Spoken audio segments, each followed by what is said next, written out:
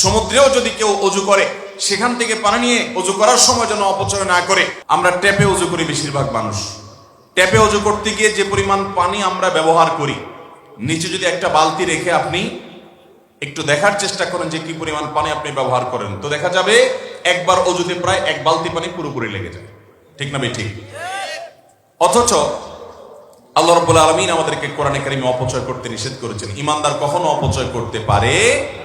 পানি আমার ট্যাঙ্কিতে অনেক আছে, এই অজুহাতে আমি পানি অপচয় করব না। আমার ট্যাঙ্কিতে থাকতে পারে, আরেকজন ট্যাঙ্কিতে নাও থাকতে পারে। সমুদ্রেও যদি কেউ অজু করে সেখান থেকে পানি নিয়ে অজু করার সময় যেন অপচয় না করে, নবী সাল্লাল্লাহু আলাইহি ওয়াসাল্লাম পরিষ্কার নির্দেশনা দিয়েছেন। এজন্য আপনার অজুটা সুন্দর হবে তখন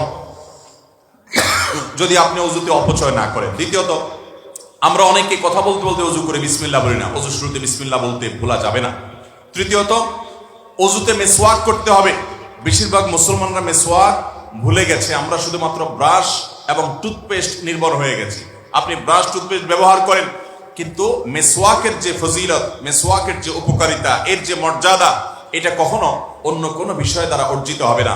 নবী করিম সাল্লাল্লাহু আলাইহি ওয়াসাল্লামের জীবনের শেষ আমল, যে আমলটা করতে করতে তিনি দুনিয়া থেকে চলে গেছেন, সেটার নাম মেসওয়াক। মেসওয়াক এমন একটি আমল, নবী সাল্লাল্লাহু আলাইহি ওয়াসাল্লাম বলেছেন, আমার উম্মতের জন্য কষ্টকর হবে এই আশঙ্কা না থাকলে আমি মেসওয়াক করাটাকে অপরিহার্য করে দিতাম, বাধ্যতামূলক করে দিতাম, সবার জন্য এটাকে আবশ্যক করে দিতাম, প্রত্যেক নামাজে, প্রত্যেক ওযুতে।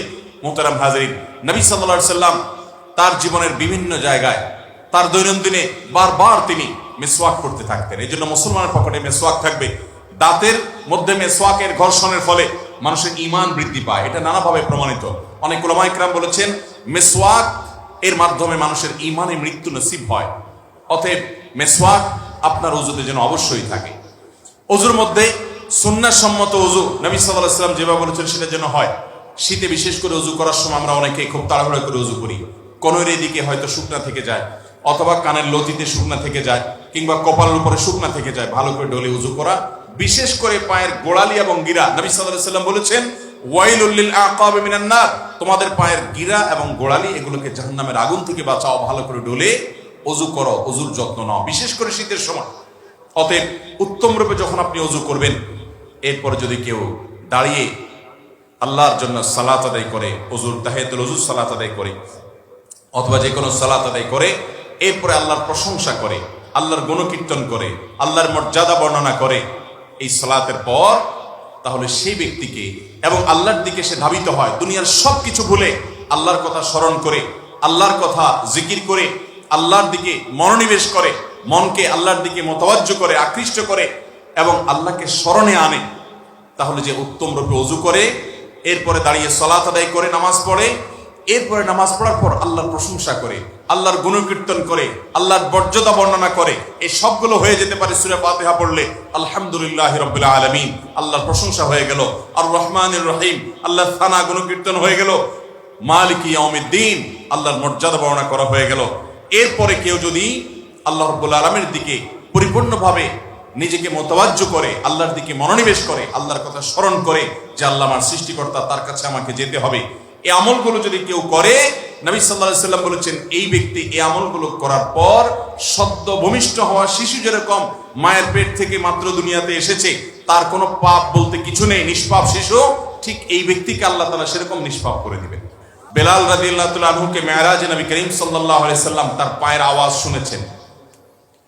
তিনি শুনতে পেয়েছেন বেলাল রাদিয়াল্লাহু তাআলা তার সামনে দিয়ে হেঁটে হেঁটে জান্নাতে যাচ্ছেন। যখন মেরাজে তাকে জান্নাত পরিদর্শন করার জন্য নেওয়া হলো, তিনি জিবরিলের সঙ্গে ছিলেন। বেলাল রাদিয়াল্লাহু তাআলার পায়ের আওয়াজ তার মুখস্থ ছিল যে এইরকম পায়ের আওয়াজ, এই শব্দ তিনি যখন হাঁটেন তখন।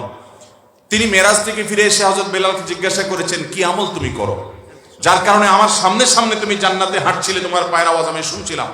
বেলাল রাদিয়াল্লাহু তাআলা তখন বলেছেন, ইয়া রাসূলুল্লাহ, আমার সেরকম কোনো আমল নাই, তবে আমি যখনই ওযু করি, ওযুর পর 2 রাকাত তাহিয়াতুল ওযু নামাজ আমি সব সময় পড়ি, এটা ভুলি না।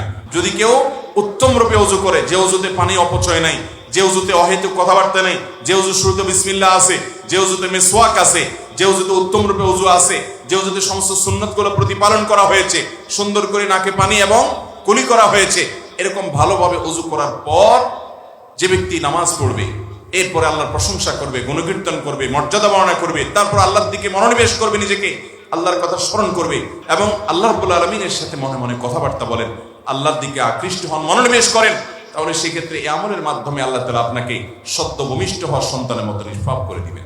নবী করিম সাল্লাল্লাহু আলাইহি সাল্লাম বলেছেন, আল্লাহ রাব্বুল আলামিন হাদিসে কুদসিতে বলেছেন, ইযা ইবতালাইতু আবদাম মিন ইবাদি মুমিনান ফাহামিদানি, যখন আমি আমার কোন বান্দাকে পরীক্ষায় ফেলি, বিপদে ফেলি, সে বিপদে পড়ার পর হাহুতাশ করা, অস্থির হওয়া এবং আল্লাহর প্রতি অনাস্থা প্রকাশ করার পরিবর্তে সে যদি বরং বিপদেও আল্লাহর প্রশংসা করে যে আল্লাহ আমাকে বিপদে ফেলেছেন, এর মধ্যে আমার জন্য কোনো কল্যাণ লুকায়িত আছে, এই বিপদে আমার জন্য কোনো না কোনো কল্যাণ আছে, সেই বিশ্বাসের জায়গা থেকে সে যদি আল্লাহর প্রশংসা করে যে অসুবিধা হয়েছে, সুখে তো অনেকেই আলহামদুলিল্লাহ বলে, আমি দুঃখে পেয়েও কষ্ট পেয়েও আল্লাহর শুকর আদায় করলাম, যদি এটা করে ওয়াসবারা আলা মা ইবতালাই, এবং আল্লাহ তাআলা তাকে যে পরীক্ষা করেছেন এর জন্য সে যদি সবর করতে পারে, ফাইন্নাহু ইয়াকুমু মিন মাদজাহি যালিক কায়াউমি ওয়ালাদাতহু উম্মু, তাহলে